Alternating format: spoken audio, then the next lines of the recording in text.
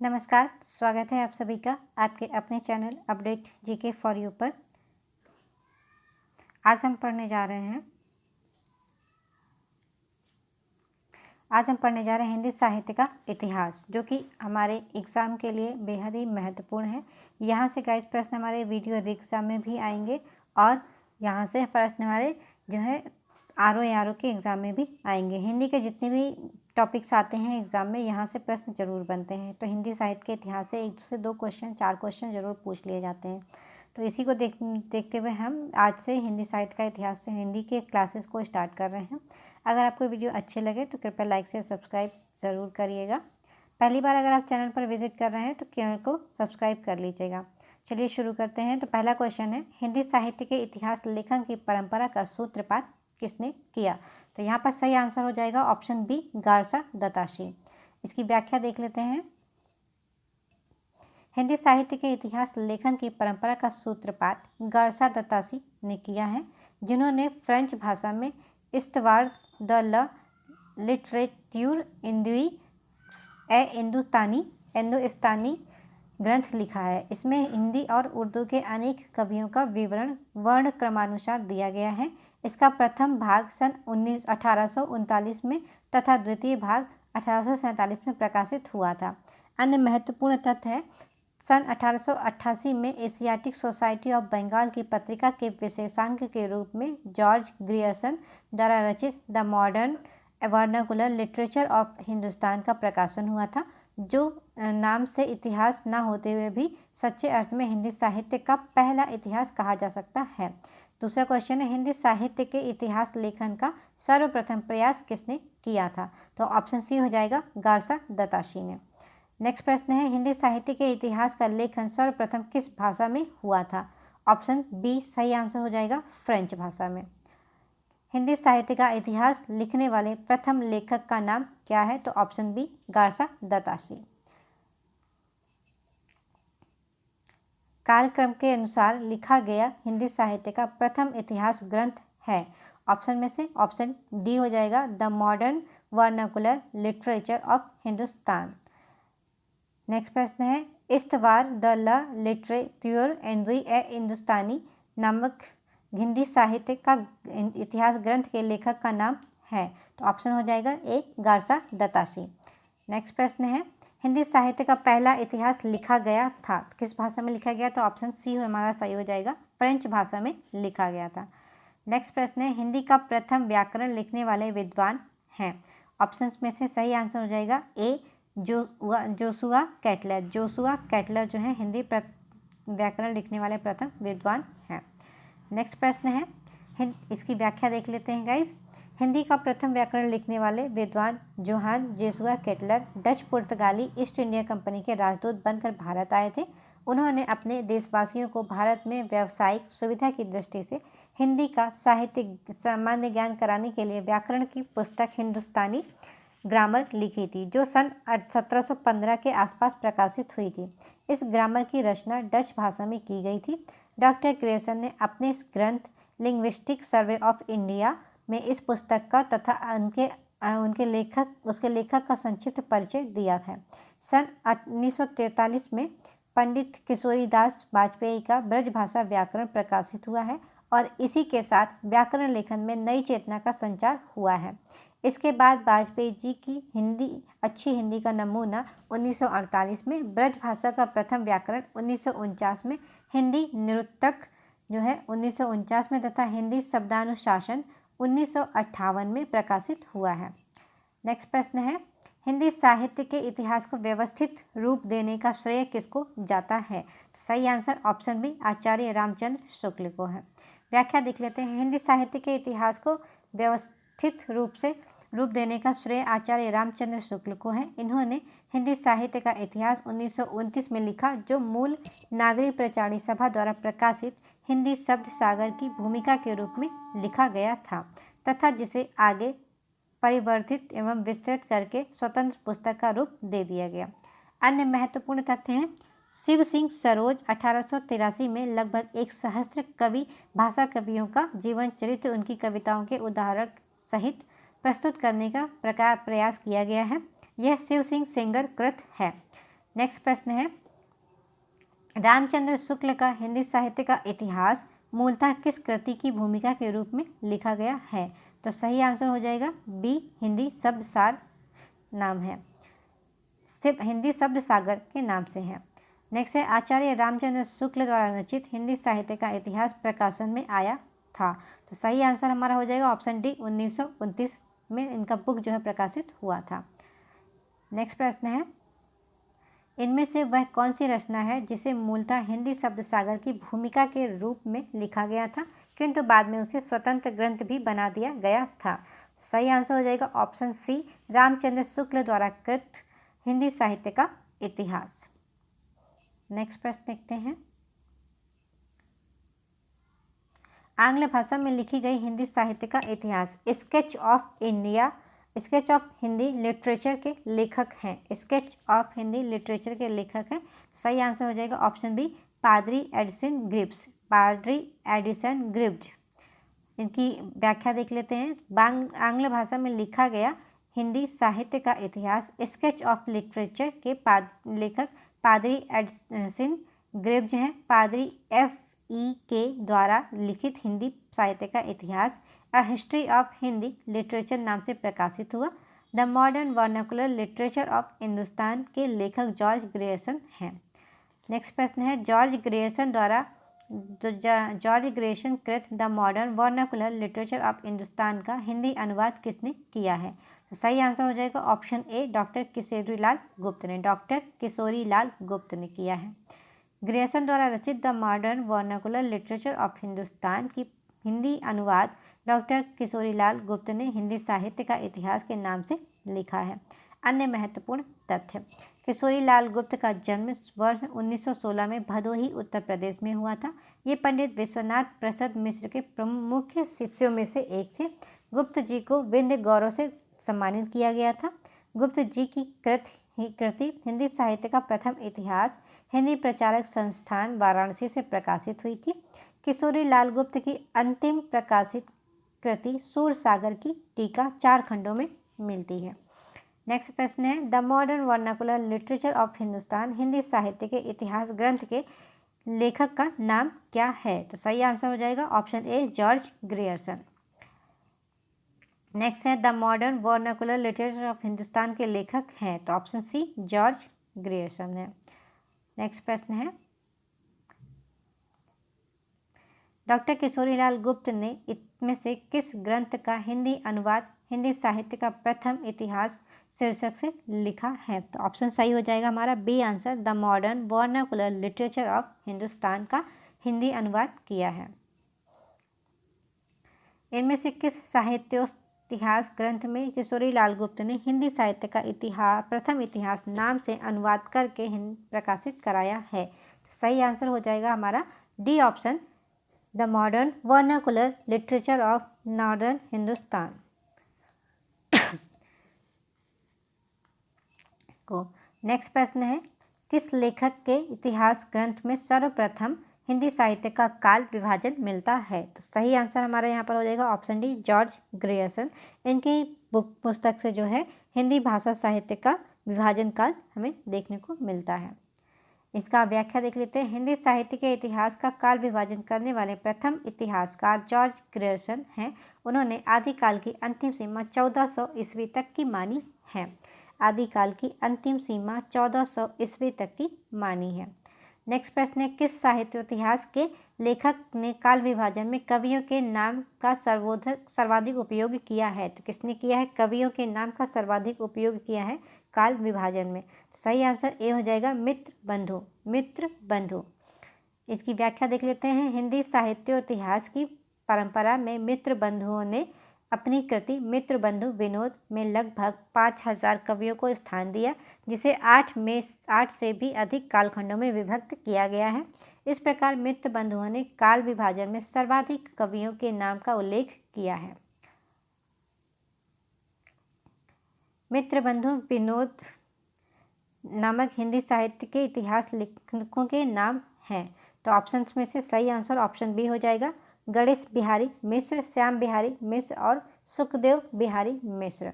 तो B answer हमारा correct हो जाएगा। नेक्स्ट है, इसी की व्याख्या देख लेते हैं। तो मित्रबंधु विनोद नामक हिंदी साहित्य के इतिहास लेखकों के नाम गणेश बिहारी मित्र, श्याम बिहारी मित्र एवं सुखदेव बिहारी मित्र हैं। मित्रबंधु विनोद के 4 भाग थे। प्रथम 3 भागों का प्रकाशन सन 1913 में किया गया था, जबकि चौथा भाग सन 1934 में प्रकाशित हुआ। मित्रबंधुओं ने मित्रबंधु विनोद के प्रथम 3 भागों को हिंदी नवरत्न के नाम से भी प्रकाशित कराया है। नेक्स्ट प्रश्न है, मित्रबंधु विनोद का चौथा भाग कब प्रकाशित हुआ था? तो सही आंसर हो जाएगा 1934। ए ऑप्शन हमारा सही हो जाएगा 1934 में। मित्रबंधु कितने भागों में विभाजित किया गया है? तो सही आंसर हमारा बी हो जाएगा, 4 भागों में विभाजित है। मित्रबंधुओं ने परिवर्तन काल की समय सीमा निर्धारित की है।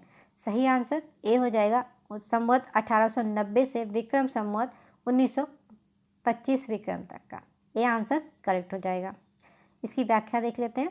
मित्रबंधुओं ने मित्रबंधु विनोद में काल विभाजन का प्रयास किया, जो इस प्रकार है। प्रारंभिक काल 700 से लेकर 1440 ईस्वी तक है और सेकंड है माध्यमिक काल 1445 से 1680 तक है।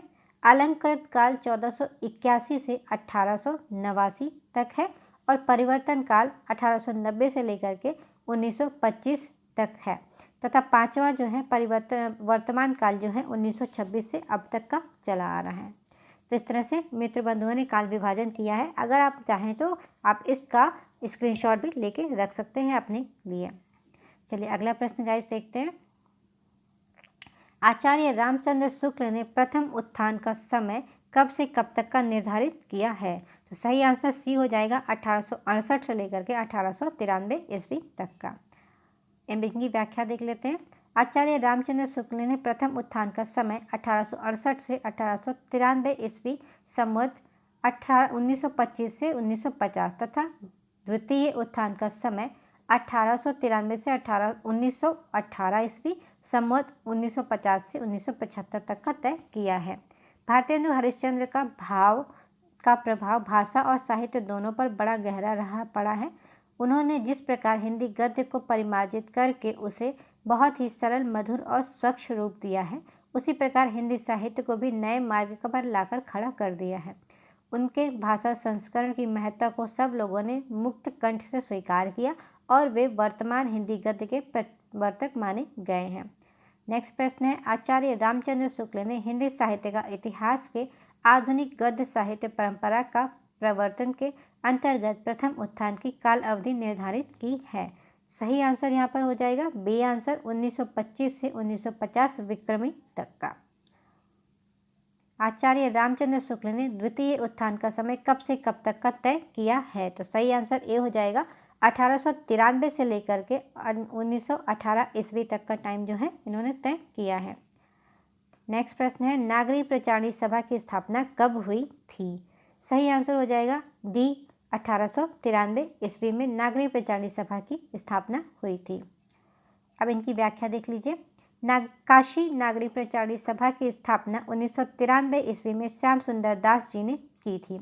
ये क्वेश्चन हिस्ट्री में भी पूछा जा सकता है, इसलिए इम्पॉर्टेंट है। नागरी प्रचारणी सभा हिंदी भाषा और साहित्य तथा देवनागरी लिपि की उन्नति एवं प्रचार और प्रसार करने वाली भारत की अग्रणी संस्था रही है। हिंदी साहित्य के नियमन, नियंत्रण और संचालन में इस सभा का महत्वपूर्ण स्थान है। यहाँ से हिंदी शब्द सागर का प्रकाशन किया गया है। इस शब्दकोश के लेखक स्वयं श्याम सुंदर दास जी हैं। नेक्स्ट प्रश्न है, काशी नागरी प्रचारणी सभा की स्थापना कब हुई थी? तो सही आंसर हो जाएगा 1893 ईस्वी में, बी आंसर करेक्ट होगा। नागरी प्रचारणी की स्थापना 1893 ईस्वी में, बी आंसर हमारा यहाँ पर भी करेक्ट हो जाएगा। नेक्स्ट प्रश्न है, हिंदी शब्द सागर का प्रकाशन किस संस्था ने किया था? तो सही आंसर बी ऑप्शन करेक्ट हो जाएगा। नागरी प्रचारणी सभा ने हिंदी शब्द सागर का प्रकाशन किया था। नागरी प्रचारणी सभा के संस्थापकों में कौन नहीं थे? सही आंसर बी पंडित रामनारायण मिश्र। सी आंसर हो जाएगा रामचंद्र वर्मा। जो नागरी प्रचारणी सभा के संस्थापकों में जो नहीं है वो हैं रामचंद्र वर्मा जी। सी आंसर करेक्ट हो जाएगा। गाइस इसकी व्याख्या देख लेते हैं। नागरिक प्रचारणी सभा की स्थापना 16 जुलाई 1893 को वाराणसी में हुई, जिसकी स्थापना में बाबू श्याम सुंदर दास, पंडित राम नारायण मिश्र तथा ठाकुर शिव कुमार सिंह जैसी प्रभृतियों का मुख्य योगदान रहा है। अन्य महत्वपूर्ण तथ्य आचार्य रामचंद्र वर्मा हिंदी के साहित्यकार और कोशकार रहे हैं। ये हिंदी शब्द सागर के संपादक मंडल के प्रमुख सदस्य थे। इन्होंने आचार्य किशोरी लाल वाजपेयी के साथ मिलकर अच्छी हिंदी का आंदोलन चलाया और हिंदी का मानवीकरण हुआ। इन्होंने सन 1919 में महात्मा गांधी नामक पुस्तक भी लिखी है। नेक्स्ट क्वेश्चन है, फोर्ट विलियम कॉलेज की स्थापना किस वर्ष हुई थी? तो सही आंसर बी 1800 में हुई थी, 1800 ईस्वी में। इसकी व्याख्या है, वेलेजली ने जॉन गिलक्राइस्ट की अध्यक्षता में ओरिएंटल सेमिनरी की स्थापना की। बाद में यही संस्था फोर्ट विलियम कॉलेज के रूप में परिवर्तित हुई। फोर्ट विलियम कॉलेज की स्थापना टीपू सुल्तान पर ब्रिटेन की निर्णायक विजय की स्मृति में 10 जुलाई 1800 को मार्किस ऑफ वेलेजली ने की थी और गिलक्राइस्ट उसके हिंदुस्तानी विभाग के अध्यक्ष नियुक्त किए गए थे। उन्होंने हिंदी के शिक्षण के लिए 2 भाषा पंडितों लल्लू लाल और सदल मिश्र की नियुक्ति की थी। नेक्स्ट क्वेश्चन है, फोर्ट विलियम कॉलेज की स्थापना कब हुई थी? तो सही आंसर ए हो जाएगा, 1800 ईस्वी में हुई थी। फोर्ट विलियम की स्थापना कब हुई थी? तो 1800 ईस्वी में की गई थी। नेक्स्ट क्वेश्चन है, कलकत्ता में स्थित फोर्ट विलियम कॉलेज के संस्थापक थे? तो यहाँ पर ऑप्शंस में से जो सही आंसर हो जाएगा John Gilchrist. A answer correct हो जाएगा। जॉन गिलक्राइस्ट जो है फोर्ट विलियम कॉलेज के संस्थापक थे। सदल मिश्र की भाषा की विशेषता है? ऑप्शन में से सही आंसर हो जाएगा ए पूर्वीपन इनकी दिखती है इनकी भाषा की विशेषता में। इनका व्याख्या देख लेते हैं। सदल मिश्र बिहार प्रांत के शाहाबाद जिले के ध्रुवडीहा गांव के रहने वाले शाक द्वीपीय ब्राह्मण थे। इनके पिता का नाम नंदमणि मिश्र था। यह कोलकाता के फोर्ट विलियम कॉलेज के हिंदुस्तानी विभाग में अध्यापक थे। सदल मिश्र का प्रारंभिक खड़ी बोली गद्य लेखकों में विशेष महत्व है। इनके शब्द संगठन और वाक्य विन्यास दोनों में ही ब्रज भाषा, पूर्वीपन और बांग्ला इन तीनों का प्रभाव जो है स्पष्ट लक्षित होता है।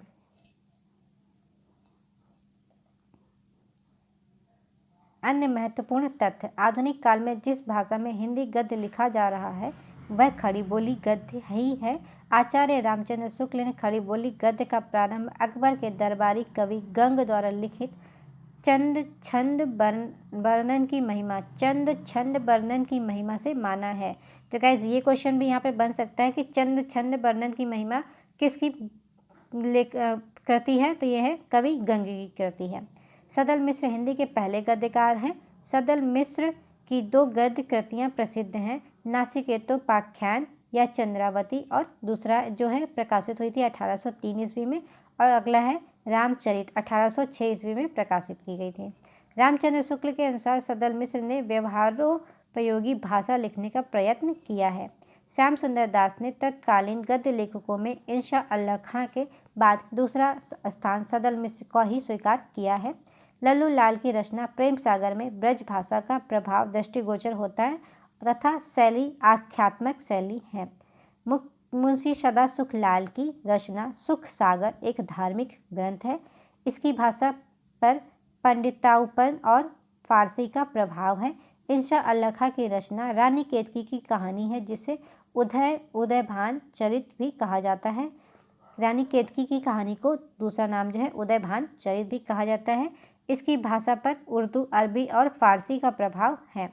फोर्ट विलियम कॉलेज के जॉन गिलक्राइस्ट हिंदी उर्दू के अध्यापक थे। इन्होंने आगरा के लल्लू लाल और आरा के सदल मिश्र को भाषा मुंशी के रूप में नियुक्त किया है।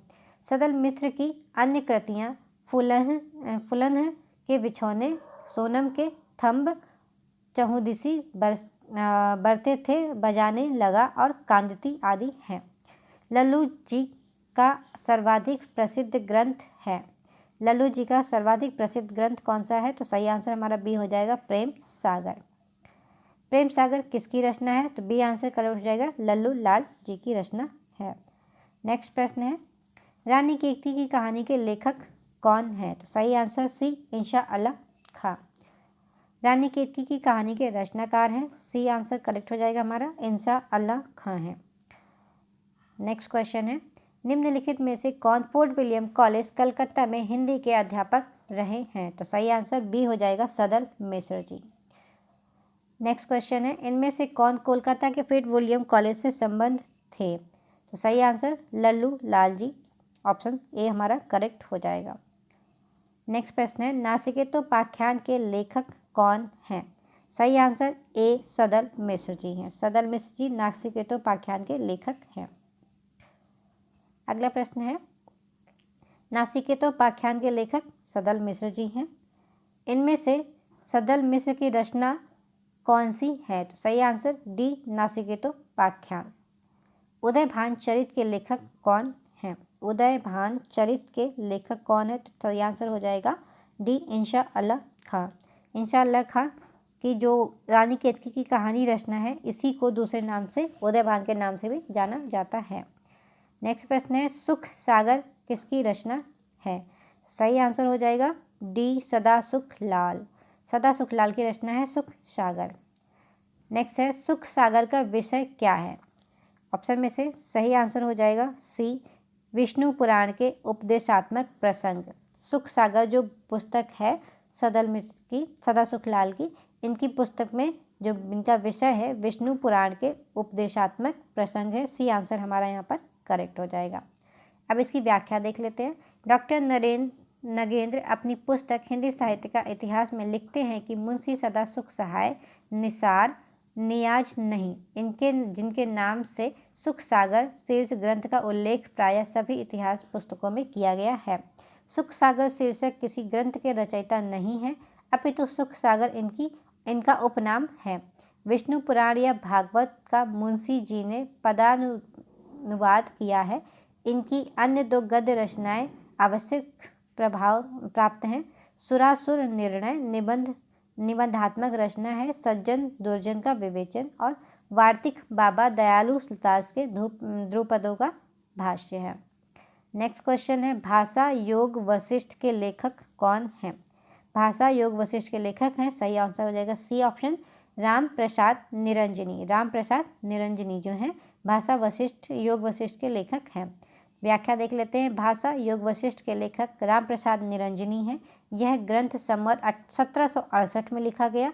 इसे रामचंद्र शुक्ल ने खड़ी बोली में लिखा गया बहुत साफ सुथरा ग्रंथ बताया है।